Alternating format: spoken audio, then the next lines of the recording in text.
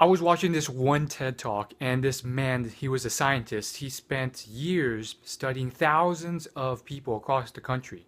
He found that only a small percentage of them actually found their work fulfilling and fun, and they were passionate and they enjoyed their job, which was surprising. You would imagine it was a larger percentage. And yet, most of us, we still get along, and you start to realize that, hey, it's all right. Like, most people don't find their passion and they still, you know, get through life. And, one could argue, well, shouldn't you still work towards your passion? Of course you should. But he further found that when he studied the people who did, they didn't just stumble into their passion or immediately enjoy their job. Most of them got a job that they were all right about, and then they slowly over time shaped it into something that they're passionate about, which is starkly in contrast to what people believe, which was you find your passion initially as soon as you get that job, and you walk into the job and it's already like fully laid out for you there. So again, it's not going to happen on your first job, and it's not going to happen once you immediately get to the job sometimes. And even if you don't get it, it's okay. And we're starting to realize that it's more complicated than it seems. You don't want to overcomplicate it, but it's not as simple as it seems. There's another great TED Talk, and it's very recent, and it was about how some of us are not born to have one destiny or one calling.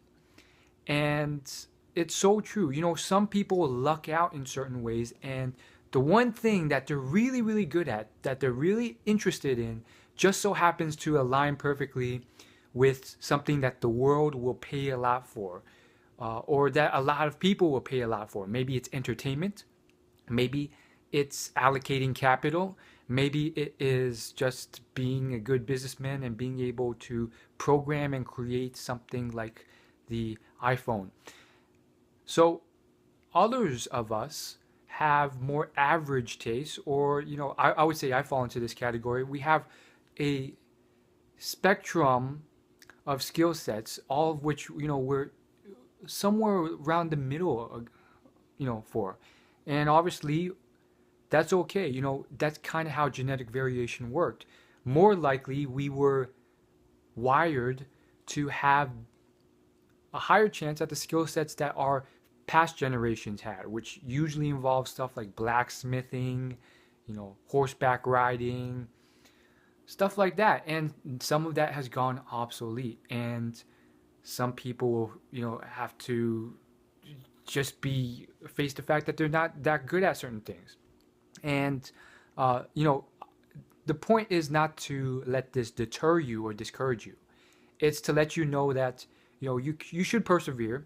If it's not working out immediately, that's okay. Some people, they luck out and they don't realize it in certain ways. Maybe things aligned, and sometimes that just doesn't work for you, at least as quickly. And you may have to test out more things. And for some people, they have very rigid, simplistic views on what they want, what they think will bring their happiness, and oftentimes it's far off the mark.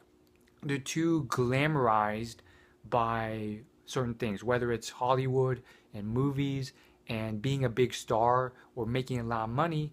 And those things, as science has shown, making millions doesn't make you much happier. And they've been too tricked by the glamour of all these things, and they've also forgotten that maybe I'm not really that interested in this. It's mainly because of the money behind it.